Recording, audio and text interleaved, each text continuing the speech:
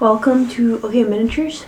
Today I was going to take a look at object source lighting. Object source lighting is when you have part of the miniature generally glowing. So in my case I chose to have this sword glow.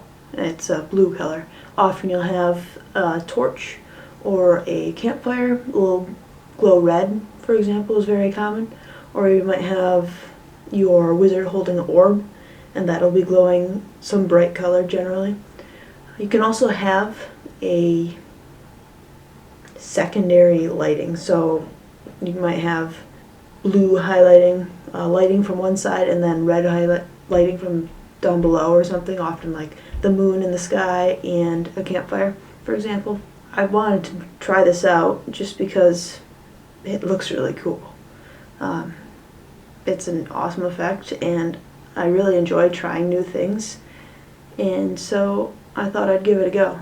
I started out with a navy base, and just to give kind of a nighttime feel, I was going for the glowing sword and also kind of a moonlight coming from the back of the mini. So I made it all blue, navy, because it's nighttime, and then I added some highlights on the mini, ignoring the OSL, and just giving it some highlights so that I would be able to build on it later with the blue lighting. I didn't spend enough time here. I really should have gone in more depth so it looks more filled out. Right now it's really just monotone. After highlighting some of the areas, I added a blue light from the sword. I found it easiest to learn where the light should hit by looking at the mini from the position of the sword. So based on what I could see from the sword's perspective, that's what would be bluish. So the leg was very blue, and then a little bit on his arm, and the shield got a little bit, and even like a little bit on the right side of his hood. Also keeping in mind that the things closer to the glowing object are going to be a lot brighter. So like think when you're sitting around a campfire, you can see everybody's faces, but the trees in the background, you don't really see much of that light reflecting off of them. And then the sword is actually the brightest object, so I added in some really light blue. I think I might have even been able to go a little bit brighter yet, but it looks really nice the way it is.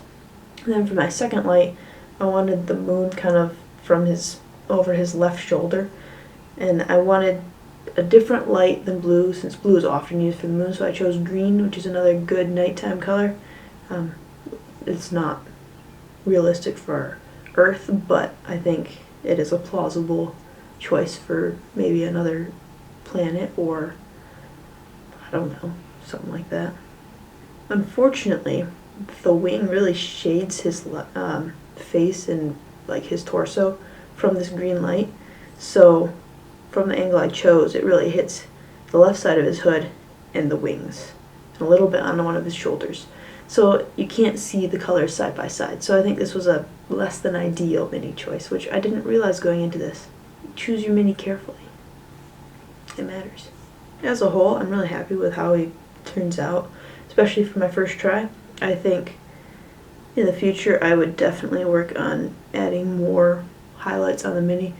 And actually it would be cool to do a mini in the daytime and just paint it completely and then add in these effects afterward, and just to see how that looks. I think that'd be a really cool effect. So if you like this video, please hit the thumbs up, and if you'd like to see more mini and train building content, consider subscribing. With that, I'll see you in the future.